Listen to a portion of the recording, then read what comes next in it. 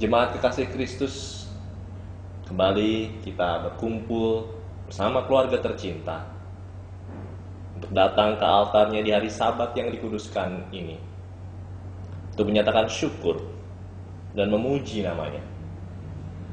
Marilah kita mengawali ibadah kita dengan bersatu hati. Kita mengangkat pujian dari Nafil Rohani 6, bait yang pertama sampai yang ketiga. Berhimpun semua.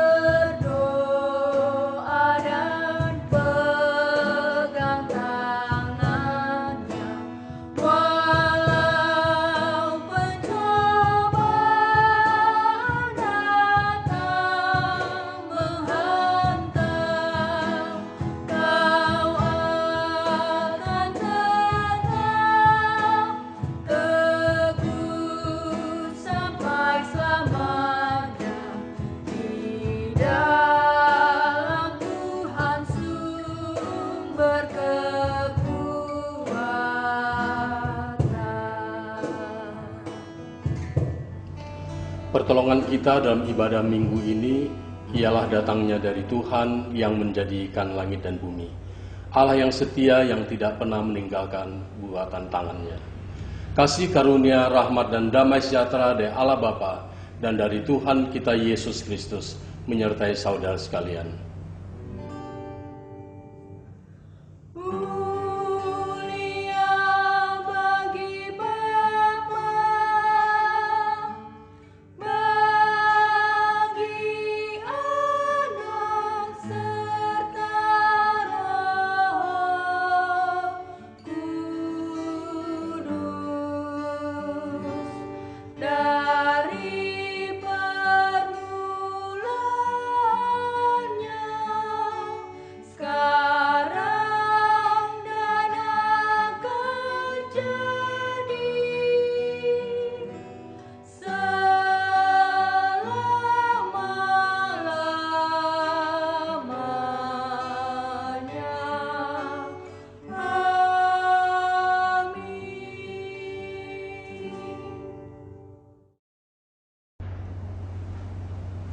Injil Lukas pasal yang ke-6 ayatnya yang ke-27 adalah firman Tuhan yang menjadi hukum Tuhan bagi ibadah kita hari ini. Demikianlah firman Tuhan. Tetapi kepada kamu yang mendengarkan aku berkata, kasihilah musuhmu, berbuatlah baik kepada orang yang membenci kamu. Berbuat baik kepada orang yang sudah berbuat baik terlebih dahulu adalah hal yang wajar dan mudah. Tapi Yesus melalui hukumnya, bahkan melalui teladannya, mengajarkan kita dan meminta kita untuk mengasihi musuh, orang yang membenci kita. Tidak mudah, tapi tentunya kita harus menanggalkan ego, dan kita boleh meneladani Kristus yang rela turun ke bumi, mengosongkan dirinya, berkorban bagi kita karena kasih. Baiklah, setiap kita mau tunduk malu, kurenungkan dosaku padamu Tuhan, yang berulang kulakukan di hadapanmu. Tapi kasih sayangnya, kasih sayang Tuhan selalu menaungi hidup kita. PKJ 37, bila kurenung dosaku.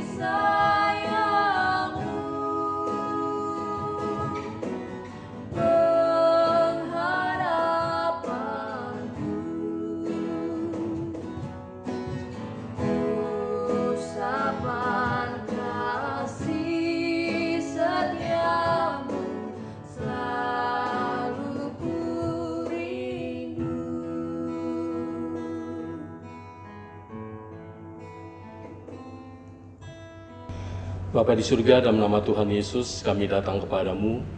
Kami mengaku segala dosa dan kesalahan kami, baik dosa pikiran, perbuatan, dan tingkah laku kami yang tidak sesuai dengan firman-Mu, membuat kami gagal menjadi saksi Tuhan di tengah dunia ini.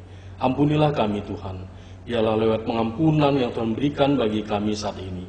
Ke depan kami sentiasa hidup seturut dengan kehendak Tuhan, dengar-dengaran akan suara-Mu Tuhan, sehingga hidup kami semakin menjadi kesaksian yang baik dan benar di tengah-tengah dunia ini, agar semakin banyak orang boleh melihat Kristus yang di dalam diri kami, dan mereka juga boleh percaya kepada Yesus Kristus. Dalam nama Tuhan Yesus Juru Selamat kami berdoa. Amin. Puji syukur kepada Allah yang Maha Kasih, karena Dia telah mengampuni dan membersihkan, mentahirkan hati kita menjadi putih bersih. Dan biarlah hati kita yang telah tahir boleh diisi oleh sabda kebenaran firman Tuhan. Baiklah kita siapkan hati kita untuk menyambut firman-Nya dengan pujian Nafiri 7, bait yang pertama sampai yang ketiga. Bersabdalah ya Yesus.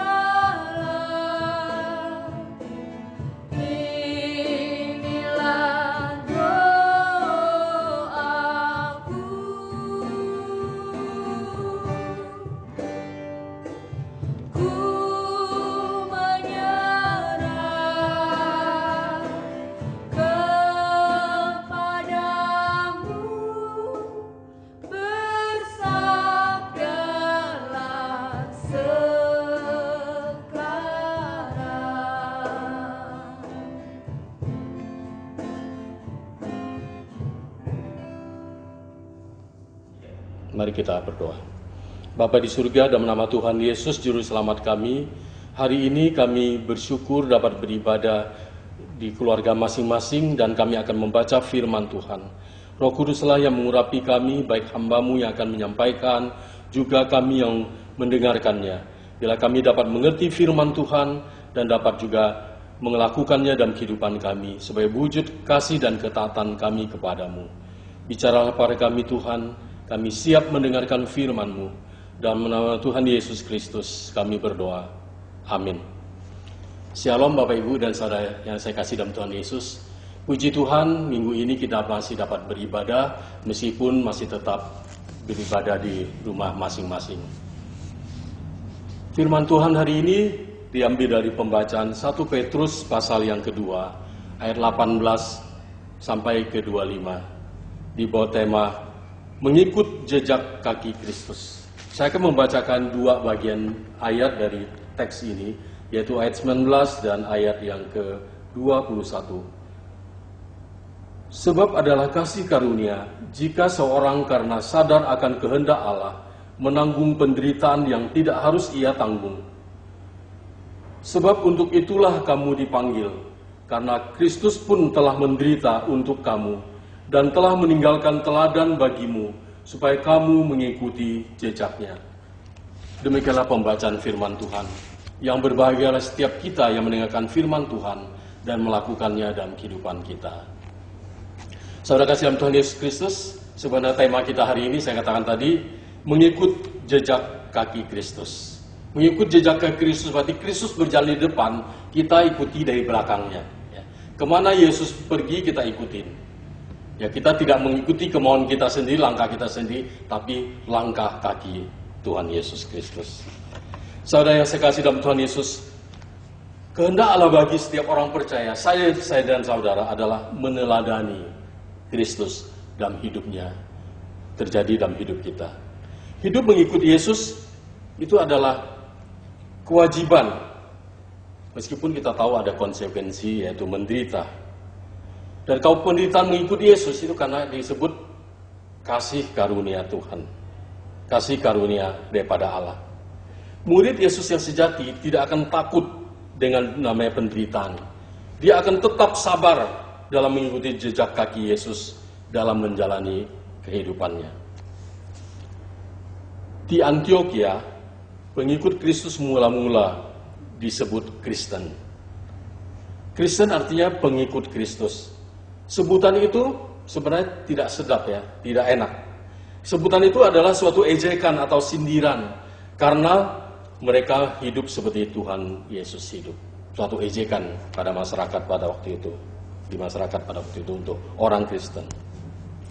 Saudara yang saya kasih dalam Tuhan Yesus, untuk menjadi pengikut Yesus yang sejati, haruslah siap hidup seperti Yesus hidup, yaitu rela menderita demi melakukan kebenaran. Dalam 1 Yohanes 2 ayat 6 dikatakan, barang siapa mengatakan bahwa ia ada di dalam dia, ia wajib hidup sama seperti Kristus telah hidup. Berjalan di jalan yang sama yang dijalani oleh Yesus. Melakukan apa yang Yesus lakukan, tidak melakukan apa yang tidak Yesus lakukan. Saya dan saudara disebut Kristen karena percaya pada Yesus Kristus. Kita menjadi pengikutnya. Apakah yang bisa kita buktikan kepada orang lain bahwa kita adalah murid Kristus atau pengikut Kristus? Mungkin di KTP kita tertulis kita Kristen. Kita mungkin terdaftar di anggota di sebuah gereja. Terlepas kita aktif atau tidak aktif, jadi terdaftar keanggotaan. Kita rajin baca Alkitab, kita rajin berdoa, kita rajin ke gereja, kita rajin memberi persembahan, kita rajin memuji Tuhan, bahkan kita rajin pelayanan. Hal ini tidak salah. Tapi bukan hanya berhenti di situ saja. Indikasi kita sebagai murid Yesus, apakah hidup kita benar-benar sudah mengikuti Kristus dan menjadi serupa dengan Kristus? Apakah berdampak bagi perubahan karakter kita hari demi hari yang dapat terlihat? melakukan kebiasaan-kebiasaan yang Yesus lakukan. Saudara yang saya kasih dalam Tuhan Yesus, ada banyak teladan hidup yang Yesus tunjukkan dalam kehidupan pelayanannya yang dapat kita ikuti. Salah satu hal yang perlu kita ikuti adalah kehidupan Yesus yang taat meskipun harus menderita. Pada saat Rasul Petrus menulis surat ini, kita tahu jemaat pada waktu itu sedang tersebar di berbagai tempat. Mereka melarikan diri, baik di Pontus, Galatia, Kapadokia, Asia Kecil maupun Bitinia. Kondisi satu mereka sedang teraniaya karena iman mereka dalam Yesus Kristus. Pada saat pemerintahan Romawi menjajah seluruh wilayah itu, banyak orang menjadi budak. Dan kebanyakan orang Kristen pada saat itu menjadi budak. Petrus mengingatkan jemaat yang tersebar tersebut dalam kondisi demikian. Apa yang harus dilakukan? Ada beberapa hal yang Petrus nasihati pada jemaat lewat ayat ini. Yang pertama, dalam keadaan menderita pun harus tetap tunduk. Di ayat yang ke-18. Tunduklah dengan penuh ketakutan kepada Tuhanmu. Dalam konteks mereka menjadi budak. Saudara yang kasih dalam Tuhan Yesus, pada saat itu ada banyak orang Kristen yang menganggap bahwa udah jadi Kristen, udah bebas, nggak boleh tunduk pada siapapun juga. Maka di ayat sebelumnya di 1 Petrus 2 ayat 13 sampai 17, Petrus menjelaskan pada jemaat, mereka juga harus tunduk kepada pemerintah pada saat itu. Dan dalam konteks pembacaan hari ini, mereka tunduk kepada Tuhan mereka yang memiliki mereka, yang berotoritas di atas mereka. Tunduk di sini dengan penuh ketakutan, berarti rasa hormat yang tulus dan rela, bukan terpaksa. Ini merupakan kehendak Tuhan. Ya, dalam konteks kita bergereja, kalau kita warga gereja yang baik, kita harus menjadi warga negara yang baik. Kalau kita warga gereja yang baik, kita juga harus taat dan hormat pada yang berotoritas di atas kita, di mana kita berada. Yang kedua, Petrus menjelaskan dari mana datangnya penderitaan. Penderitaan dapat dilihat dari dua segi.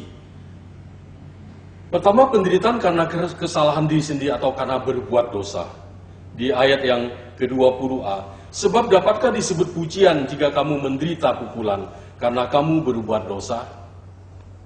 Yang kedua, penderitaan karena iman. Ada ganjaran yang mesti diterima sebagai orang percaya, meskipun berbuat baik. Rasul Petrus menjelaskan bahwa penderitaan karena iman pada Kristus adalah kasih karunia. Di ayat 19 dan ayat yang ke-20, yang ke-20b. Sebab adalah kasih karunia jika seorang karena sadar akan kehendak Allah menanggung penderitaan yang tidak harus ia tanggung. Menanggung penderitaan yang tidak harus ia tanggung. Berarti orang tersebut yang mengalami penderitaan karena percaya Yesus, dia bertahan di bawah rasa sakit itu. Demi penderitaan, karena penderitaan yang tidak adil yang dialami. Dia tidak melihat penderitaan yang berat itu, tapi dia memandang kepada Allah. Dia hormat kepada Allah dan dia menerima penderitaan itu. Tetapi jika kamu berbuat baik dan karena itu kamu harus menderita, maka itu adalah kasih karunia pada Allah. Jadi menerimanya dengan sabar ketika menderita. Hal ini juga seturut dengan apa yang Paulus katakan pada jemaat Filipi pasal 1 ayat 29. Sebab kepada kamu dikaruniakan bukan saja untuk percaya pada Kristus, melainkan juga untuk menderita untuk Dia. Di sini berarti kita menyadari bahwa penderitaan sebagai pengikut Kristus itu suatu bagian dari kehidupan. Oleh sebab itu, sebagai pengikut Kristus kita harus sabar, bertahan dalam iman. Karena penderitaan itu kita tahu fungsinya adalah menguji iman kita, memurnikan iman kita, dan agar kita senantiasa boleh serupa dengan Kristus dalam karakter kita. Dan yang ketiga, orang percaya harus mengikuti jejak Kristus di ayat 21 sampai 23. Sebab untuk itulah kamu dipanggil karena Kristus pun telah menderita untuk kamu, dan telah meninggalkan teladan bagi kamu. Teladan bagimu supaya kamu mengikuti jejaknya. Apa yang kita teladani dari penderitaan Kristus? Dikatakan kita mengikuti jejak penderitaannya. Yesus mengalami penderitaan, kita mengikuti jejaknya, kita akan mengalami penderitaan juga. Ada salib dalam kehidupan kita. Sekalipun menderita, Yesus tidak berbuat dosa dan berdalih dengan tipu daya. Dia menyikapi penderitaannya. Dikatakan, dia tidak membalas dan ia tidak mengancam. Ketika ia dicaci maki, ia tidak membalas dengan caci maki. Ketika ia menderita, ia tidak mengancam, tetapi ia menyerahkan kepada Dia yang menghakimi dengan adil. Mengikuti jejak ini juga termasuk bagaimana Yesus menyikapi penderitaan. Dia tidak membalas dan tidak mengancam.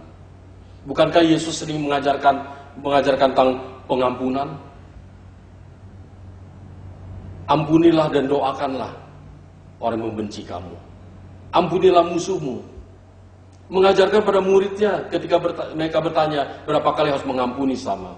Yesus katakan 7 kali 70 kali. Ketika di akhir pelayanannya, ketika dia mati di kayu salib, dia masih berdoa. Ampuni, ya Bapa, ampunilah mereka, karena mereka tidak tahu apa yang mereka berbuat. Yesus sungguh memiliki hati yang mengampuni. Dia rela menderita karena saya dan saudara. Kita pun harus mengikuti jejaknya. Ketika menderita, kita tidak boleh membalas. Kita harus mendoakan, kita harus mengampuni, agar karakter kita semakin serupa dengan Kristus. Berkat apa yang saya dan saudara dapatkan di balik penderitaan Kristus? Di ayat 24 sampai ayat 25. Luka yang dideritanya menjadi jaminan kesembuhan saya dan saudara. Kematiannya telah mengalahkan dosa, agar kita yang telah mati terhadap dosa, hidup untuk kebenaran. Penderitaannya telah melepaskan kita sebagai domba yang sesat kembali pada gembala dan pemelihara jiwa. Oleh sebab itu Bapak Ibu dan saudara sekalian, mengikut Yesus ada konsekuensi. Kita mengalami penderitaan. Bila kita menderita karena kebenaran, itu adalah kasih karunia. Bila kita menderita karena ketundukan kepada pemimpin yang bengis sekalipun itu yang bengis sekalipun, itu merupakan kasih karunia juga. Dalam penderitaan itu jugalah kita dipanggil untuk menderita seperti Kristus karena kebenaran. Seorang bernama Polikarpus ada uskup di kota Smyrna pada tahun 155 Masehi. Ia ditangkap oleh pemerintahan Romawi supaya dia menyangkali imannya. Dia menjawab, "Sekian lama aku sudah percaya Tuhan Yesus. Selama 86 tahun aku berbakti kepada Kristus.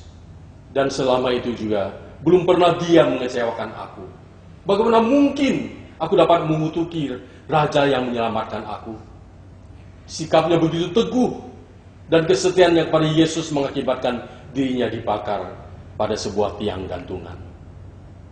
Ini contoh. Dia tidak takut pada api yang hanya membakar tubuh, tapi dia lebih takut pada api neraka yang bisa membakar manusia secara selama-lamanya, secara kekal, dan kematian yang kekal. Penderitaan karena kebenaran akan mendatangkan kebahagiaan. Berbahagialah orang yang dianiaya oleh sebab kebenaran, karena merekalah yang punya kerajaan surga. Berbahagialah kamu jika karena aku kamu dicela dan dianiaya, dan kepadamu difitnahkan segala yang jahat. Bersukacitalah dan bergembiralah, karena upahmu besar di surga. Sebab demikian juga telah dianiaya nabi-nabi yang sebelum kamu.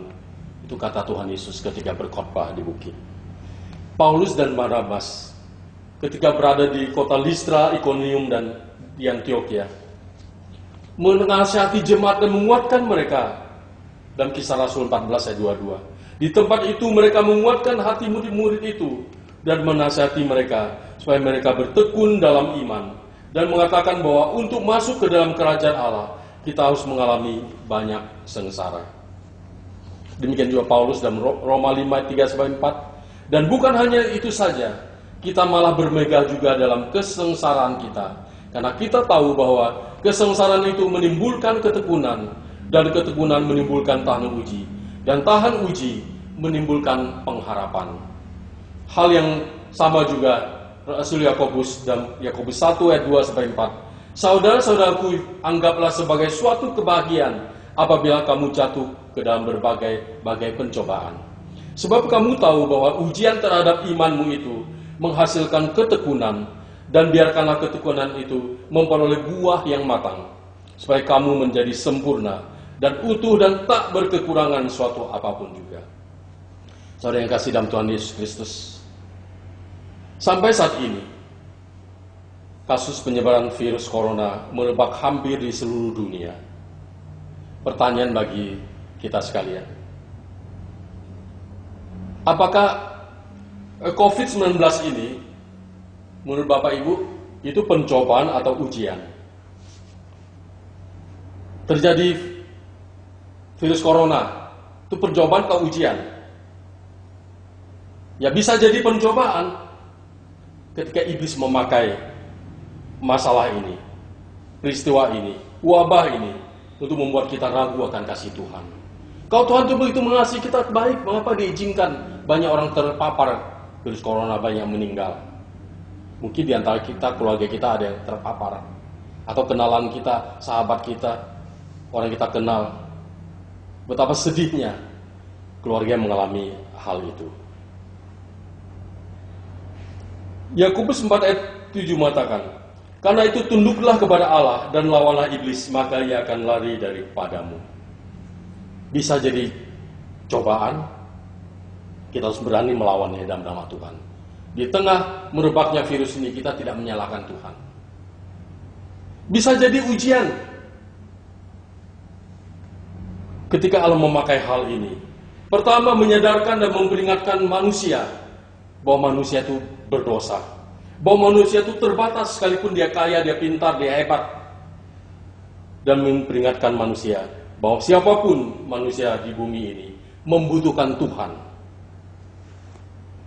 Untuk menguji iman kita, kita harus semakin tunduk kepada Tuhan dan mendekat kepada Allah. Dan dikatakan, mendekatlah kepada Allah. Kasus corona membuat kita jaga jarak dengan sesama. Kayak di mana-mana pakai masker. Kita atur jarak di mana-mana, kita lihat ya.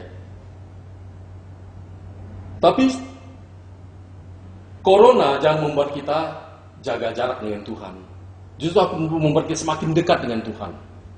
Yohanes 19 ayat 5b dikatakan, di luar aku, kamu tidak dapat berbuat apa-apa.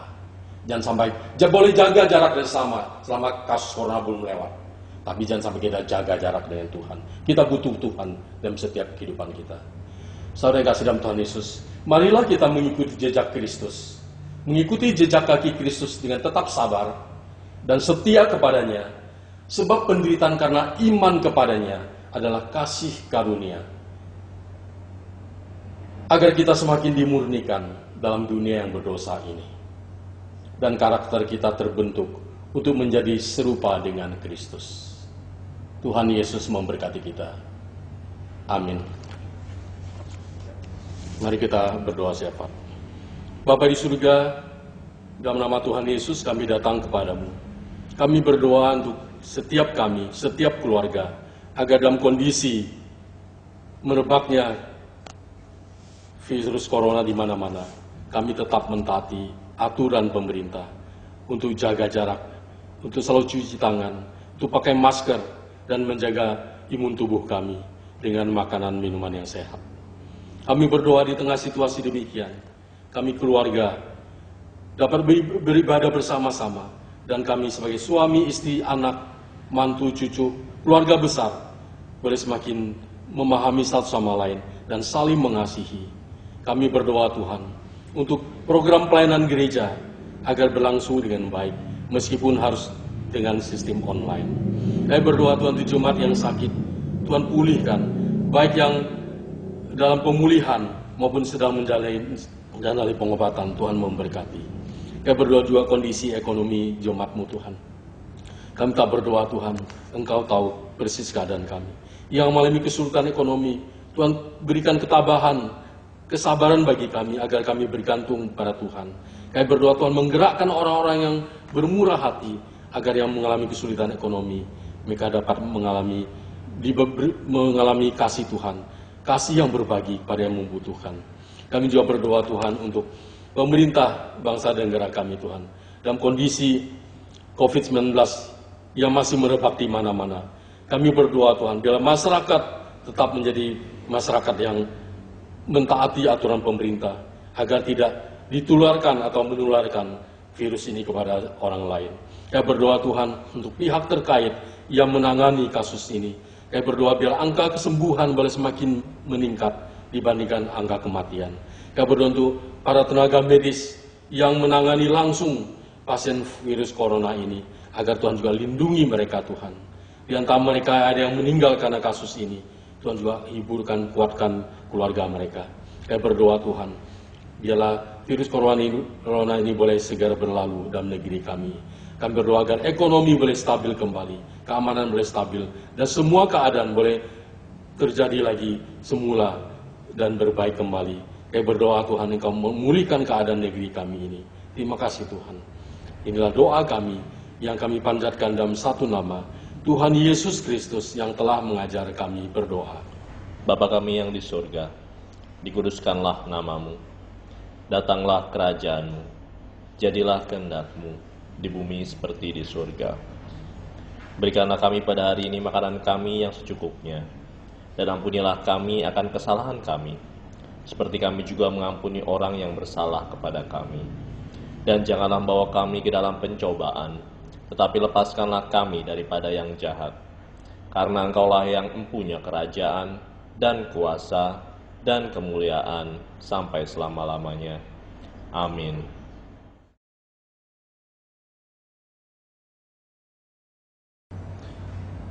Jemaat yang terkasih dalam Yesus Kristus, bersama dengan gereja dari segala abad dan tempat, marilah kita mengikrarkan pengakuan iman percaya kita sesuai dengan pengakuan iman rasuli, dengan berkata, Aku percaya kepada Allah, Bapa yang Maha Kuasa, Khalik langit dan bumi, dan kepada Yesus Kristus, Anak yang tunggal Tuhan kita, yang dikandung dari Roh Kudus, lahir dari anak darah Maria, yang menderita di bawah pemerintahan Pontius Pilatus, disalibkan, mati dan dikuburkan, turun ke dalam kerajaan maut, pada hari yang ketiga, bangkit pula dari antara orang mati, naik ke surga, duduk di sebelah kanan Allah, Bapa yang Maha Kuasa, dan akan datang dari sana untuk menghakimi orang yang hidup dan yang mati.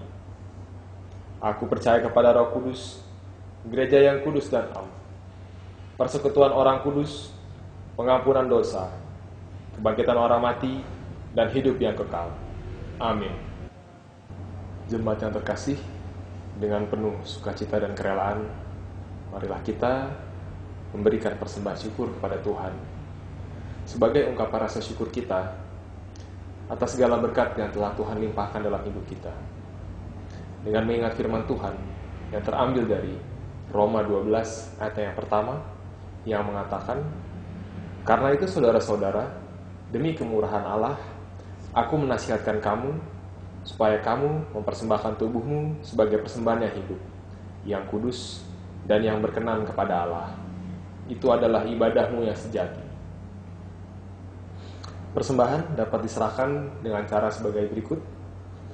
Pertama, melalui transfer via Bank BCA atas nama Satriani Sinukaban dengan nomor rekening 0710 0959 06, atau uang persembahan tunai dimasukkan ke dalam amplop di masing-masing keluarga yang kemudian dapat diserahkan dalam kotak persembahan di Gereja Kristus Harua Permai pukul 17-19 waktu Indonesia Barat. Jemaat sekalian, mari kita hantar persembahan kita dengan pujian dari Nafiri 299, Penuhkan Dialah.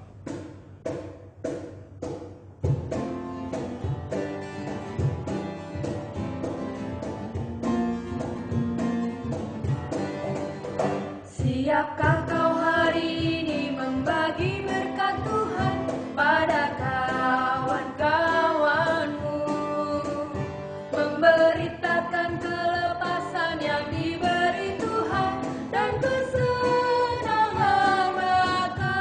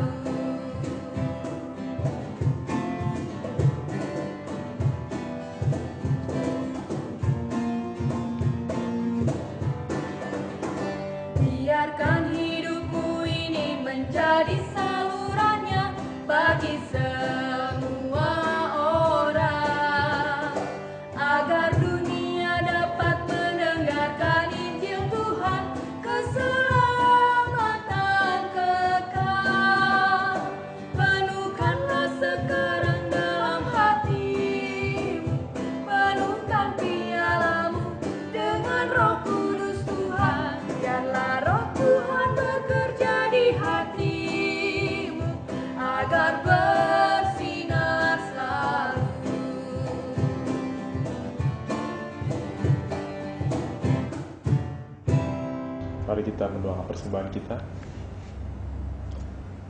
Tuhan Yesus, terima kasih Tuhan atas hari baru pemberian Tuhan. Terima kasih Tuhan atas segala berkat yang telah Tuhan berikan limpahkan kepada kami setiap harinya. Terima kasih juga Tuhan atas segala penyertaan yang Tuhan berikan pada kami dalam setiap langkah-langkah kehidupan kami. Sebentar kami telah memberikan persembahan. Memang jumlahnya tidak sebanding Tuhan dengan apa yang telah Tuhan curahkan untuk kami. Tapi kiranya sedikit banyak biarlah apa yang kami persembahkan ini dapat menjadi berkat, menjadi sumber kekuatan untuk pekerjamu di tempat ini Tuhan.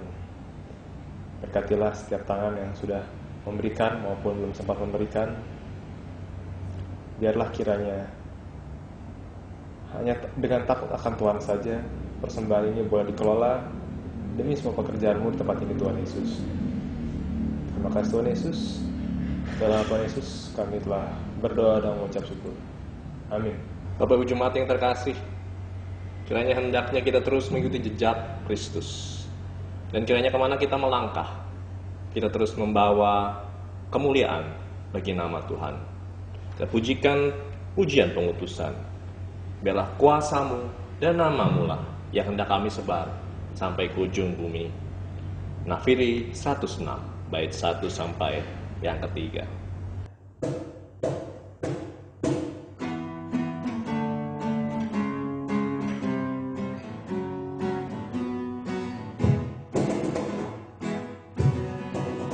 Kuasa-Mu dan nama-Mu lah hendak kami sebar, dan karena itu ya Tuhan kami takkan gentar, bagaikan padi segenggam mestilah busuk dipendam, supaya tumbuh dan segar di panas surya memekar.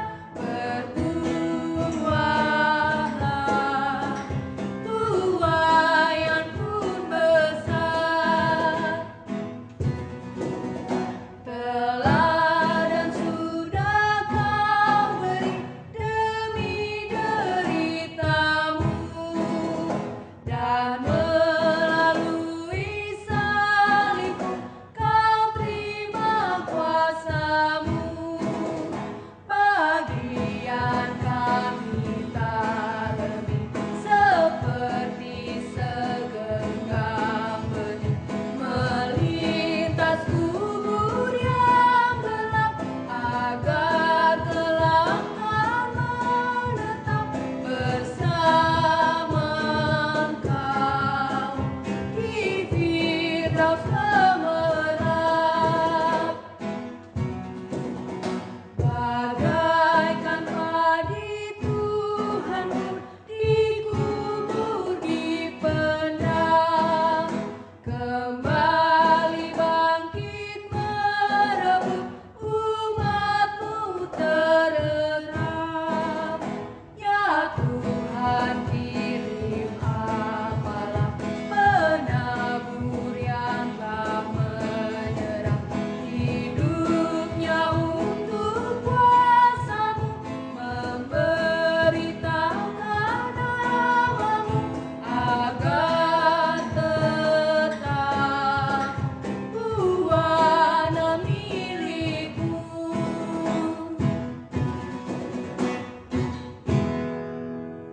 Jemaat kasih Kristus, terimalah berkat Tuhan.